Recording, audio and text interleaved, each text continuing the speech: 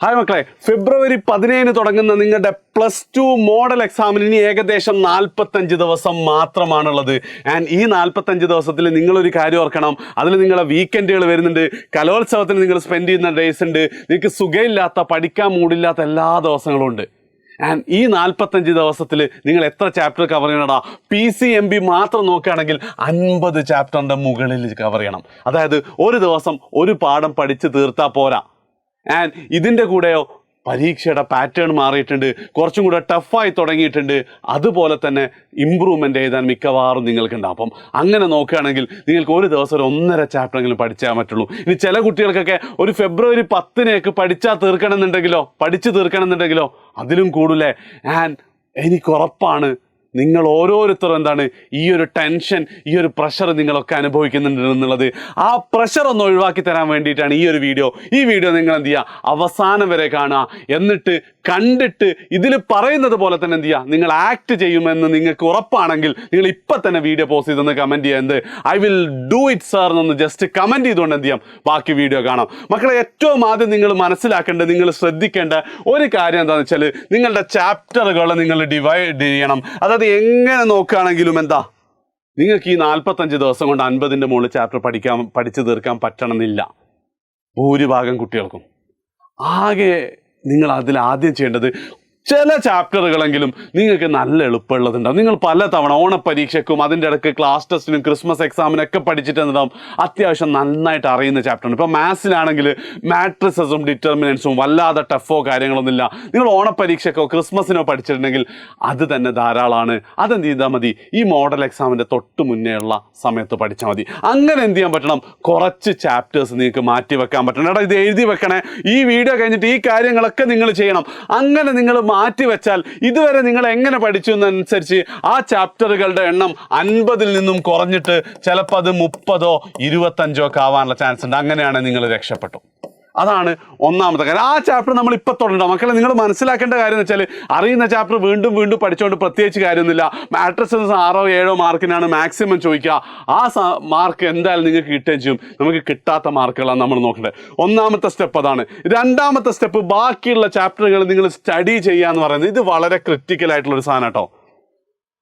അതായത് ഈ സ്ലൈഡൊക്കെ ഉണ്ടാക്കിയതിന് ശേഷമാണ് ഒരു വലിയ പ്രശ്നം നിങ്ങൾ നേരിടുന്നത് എനിക്ക് മനസ്സിലായത്.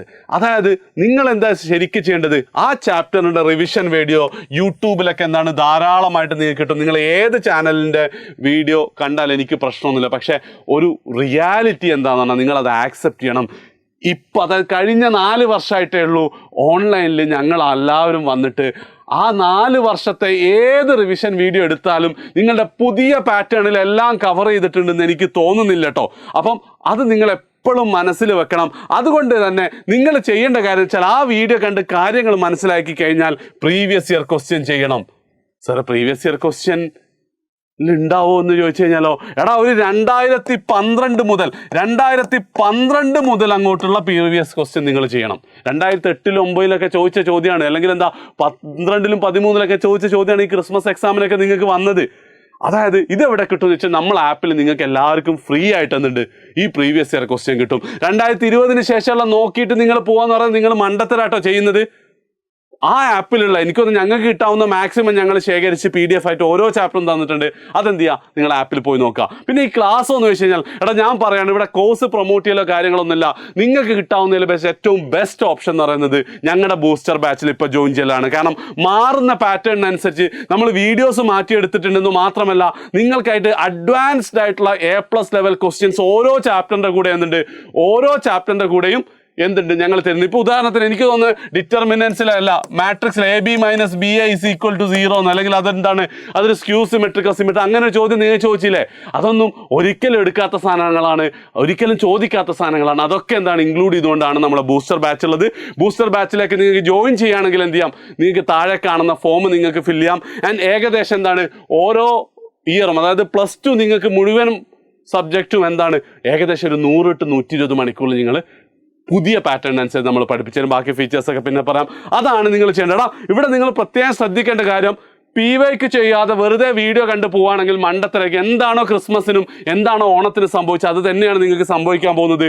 ഒരു പാഠം പഠിക്കുക എന്ന് പറയുന്നത് അതിൻ്റെ പ്രീവിയസ് ഇയർ ക്വസ്റ്റ്യൻ ചെയ്യാൻ. അപ്പോൾ കുറച്ച് കുട്ടികൾക്ക് ഒരു ഡൗട്ട് ഉണ്ടാവും, സാറേ പ്രീവിയസ് ഇയർ ഒന്നും വരുന്നില്ലല്ലോ, അപ്പോൾ പിന്നെ അത് പഠിച്ചടാ നീറ്റ് ആയിക്കോട്ടെ ജെയ് ആയിക്കോട്ടെ ഏത് ടഫ് എക്സാമാണ് നമ്മൾ ആദ്യം പറയുന്ന സാധനം പ്രീവിയസ് ഇയർ. ജെയിലൊന്നും പ്രീവിയസ് ഇയർ വരാറില്ല. പക്ഷേ 2012-ലും 2013-ലും ചോദിച്ച ഒരു പ്രീവിയസ് ഇയർ ക്വസ്റ്റ്യൻ നിങ്ങൾക്ക് മനസ്സിലായിട്ടുണ്ടെങ്കിൽ, അതിൻ്റെ ആൻസർ ചെയ്യാൻ പറ്റിയിട്ടുണ്ടെങ്കിൽ, അതിൻ്റെ അർത്ഥം 2025 നിങ്ങൾക്ക് വരുന്നത് നിങ്ങൾക്ക് ചെയ്യാൻ പറ്റുന്നു. അതൊരു ബെഞ്ച് മാർക്കാണ്. അല്ലാതെ അത് കാണാപ്പാഠം പഠിച്ചിട്ട് അത് തന്നെ പരീക്ഷയ്ക്ക് വരുന്നല്ല.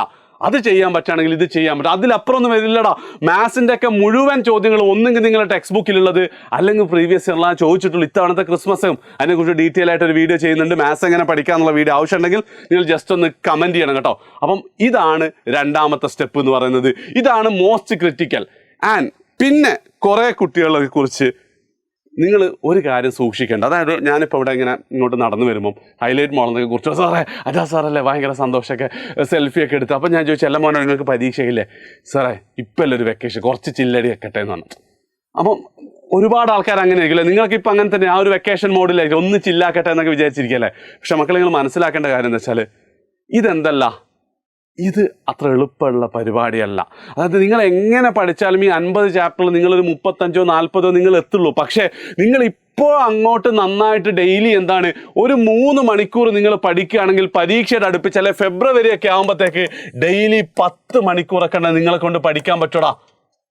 അതിലേക്ക് എത്തണം. ഇപ്പം തന്നെ നിങ്ങൾ പഠിക്കണം. ലാസ്റ്റ് വെച്ചാൽ നിങ്ങളെ കൊണ്ടാവില്ല. എന്തൊക്കെയാണോ ഇപ്പം നിങ്ങളെ പഠനത്തിൽ നിന്നും അകറ്റി നിൽക്കുന്ന ഡിസ്ട്രാക്ഷൻസ് അത് മുഴുവൻ അപ്പോഴും ഉണ്ടാവും. നിങ്ങൾ അത് മുഴുവനായിട്ട് കണ്ടതല്ലേ മക്കളെ, നിങ്ങൾക്ക് തന്നെ അനുഭവം ഉള്ളതല്ല. അതുകൊണ്ട് എന്ത് ചെയ്യുക, ഇപ്പം മുതൽ അതിൽ നിന്ന് മാറി നിന്ന് തുടങ്ങൽ വളരെ വളരെ ഇമ്പോർട്ടൻ്റ് ആണ്. അതായത് നിങ്ങൾക്ക് +2 നല്ല മാർക്ക് വേണം, അതിനുശേഷം ലൈഫ് സെറ്റിൽ ആവണം എന്ന് ആഗ്രഹം ഉണ്ടെങ്കിൽ ശ്രദ്ധിക്കുക, ഡിസ്ട്രാക്ഷൻസ് ഒഴിവാക്കി തുടങ്ങുക. അതായത് ഏറ്റവും അവസാനം എനിക്കൊരു കാര്യം പറയാനുള്ള മക്കളെ, നിങ്ങൾ അത്രയൊന്നും കഴിവില്ലാത്ത ഒരുപാട് കുട്ടികൾ എന്താണ് ഈ മാറുന്ന പാറ്റേൺ റെക്കഗ്നൈസ് ചെയ്ത് സിറ്റുവേഷൻ മനസ്സിലാക്കേണ്ടതുണ്ട്, പഠിച്ചു തുടങ്ങിയിട്ടുണ്ട്. ആൻഡ് അവർ നിങ്ങളെക്കാൾ മാർക്ക് കൂടുതൽ വാങ്ങുന്നു മാത്രമല്ല, നിങ്ങൾ സ്വപ്നം കണ്ട ജീവിതം അവരാണ് ജീവിക്കാൻ പോകുന്നത്. നിങ്ങൾ ആലോചിക്കുക ഇപ്പം പഠിക്കണോ വേണ്ടോ എന്നുള്ളത്. ആൻഡ് വീഡിയോ ഇഷ്ടപ്പെട്ടിട്ടുണ്ടെങ്കിൽ ഫ്രണ്ട്സിന് ഷെയർ ചെയ്യുക. ലാസ്റ്റ് ഒരൊറ്റ കാര്യം കൂടെ, ആ ചോദ്യത്തിന് ഉത്തരം പറയണം. പഠിക്കോ ഇല്ലയോ എന്നുള്ളത് കമൻറ്റ് ചെയ്ത് നീ പഠിക്കോ ഇല്ലയോ എന്നുള്ളത്. ആൻഡ് ബാച്ചിൽ ജോയിൻ ചെയ്യണമെങ്കിൽ താഴെ കാണുന്ന ഫോം ഫില്ല് ചെയ്യുക.